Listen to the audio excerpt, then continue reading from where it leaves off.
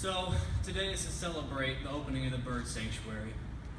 It's been a long time coming. I started this project in February raising money when I had heard about it from Mr. Tim Davis. Last year in botany, I took botany last year. I'm a junior biology major with him now, but last year I took botany, and it was about the time that the bird sanctuary was being introduced. And he discussed with me that the kids had this wonderful idea to create a bird sanctuary where they could go out and study habitat and conservation, one of the two quickest fields in biology, or quickest growing fields in biology today. And I obviously at the time I thought it was amazing. I mean, when I was a sixth grader, I would have never thought of something like this. I absolutely wouldn't. So I immediately took interest, but being a sophomore in my second semester, and all of you kids are going to figure it out soon enough, but your second semester of your sophomore year is by far probably the hardest semester that you will have in college. And so at the time I didn't have any time to actually put into this project that I was interested in. So this semester, as a junior, I had a lot lighter semester, so I had a lot more free time. So I came in and I met with Miss Ferenczi in February this year, and I told her that I would do you guys right and do everything that I could to make your guys' dream actually happen. So I have a little speech here that I want to read to you guys. So, and everything that I say here absolutely comes from the heart, and this is what I think of you guys. So, I look back to when I was a sixth grader. I was short, extremely fat, and a total nerd. I mean, I'm telling you guys, fat. It doesn't even do it justice. Middle school, as you guys know, is a rough time for a lot of kids. It's an awkward part of your years.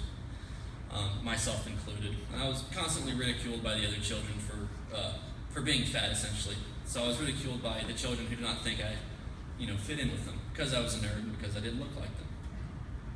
But it's important for you guys to know exactly what happens after middle school. So these years right now, you guys are young and growing. So as you grow up, you continue to grow both physically and mentally. This is where you begin to separate yourselves from the rest. And I like to look back at the famous quote, the meek shall inherit the world. I'm sure you guys are familiar with that. And I'm only understanding that now as I began my college years. So looking back at those awkward middle school years, and I look back at the kids that ridiculed me at the time, those kids have never changed, but I did. I come from a small town in 96, and when you look from the people that graduated with me, a lot of those kids didn't actually go to college, and do great things with themselves. A lot of them stuck back in 96 and living with their parents, those types of things. And those are the kids that really got after me. But you should find your strength somewhere, and I found my strength in those kids. So I grew, branched out, and reached for the stars.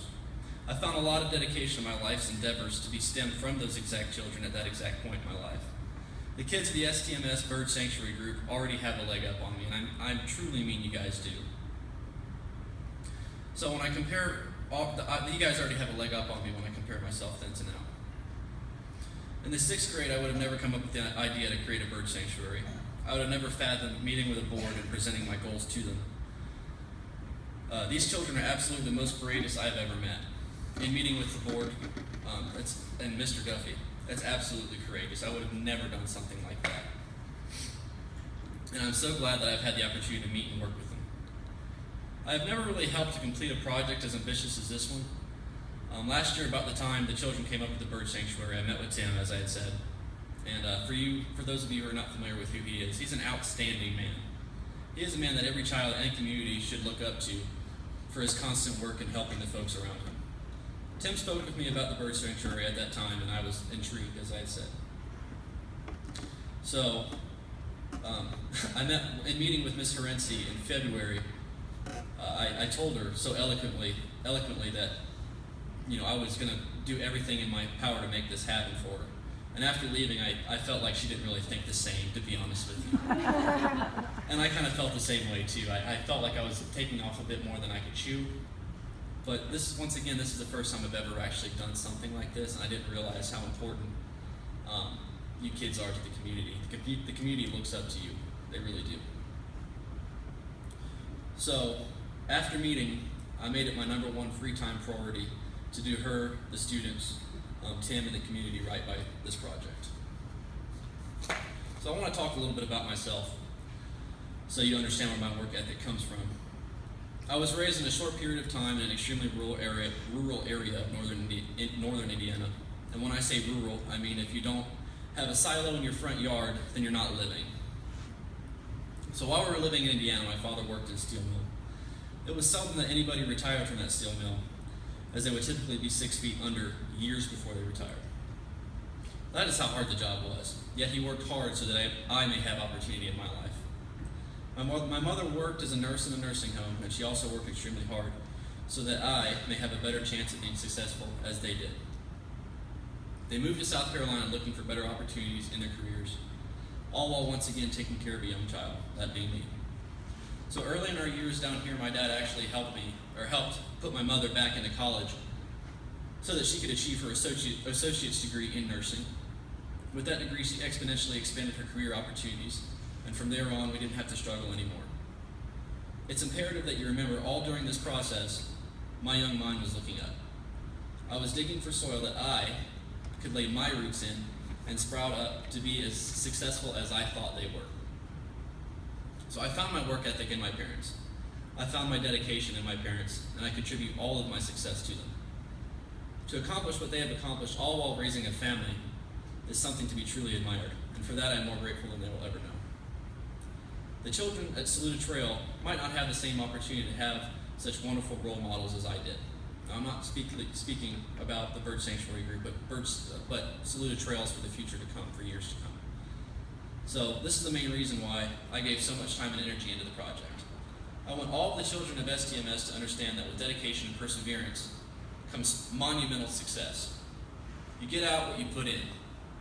Find your calling, find your rock, and find what interests you and pursue it until you achieve it.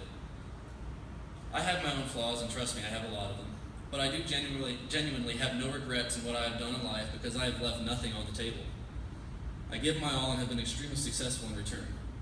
The children need to understand that if they so choose to pursue their dreams, they must chase them relentlessly. If you do not give up on your dreams, then they will not give up on you. That's the truth. I'd like to close up quickly by emphasizing how important it is to rely on your community when trying to achieve your goals. Always associate yourself with the best, and you too will be the best. In my travels explaining this project to our community, I found that the community of Rock Hill cares deeply about its future and its youth. Even for those who are unable to give, they were still excited to see youth actively pursuing their goals. Not only does it make you guys feel great, but it improves the morale of the entire community, and I mean that. Each of the wonderfully painted birdhouses around the sanctuary represents large donors to this project. It is important to understand that without them, your community, then your aspirations would be much harder to achieve.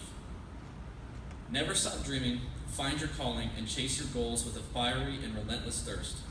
That is where work ethic comes from, and where success is made. I'd like to thank all the donors, John and Louise Roberts, my grandparents, Angie and Rob Mertens, Hank Zapf, Golden Monuments, Fast Growing Trees, Tom and Susan Gunderson, Chirp and Chatter of Fort Mill, Gedney Howe III, Alvin Hammer, Winthrop, Saluda Trail, of course, and Alpha Phi Alpha, and for the many others who contributed to this project. Thank you all very much.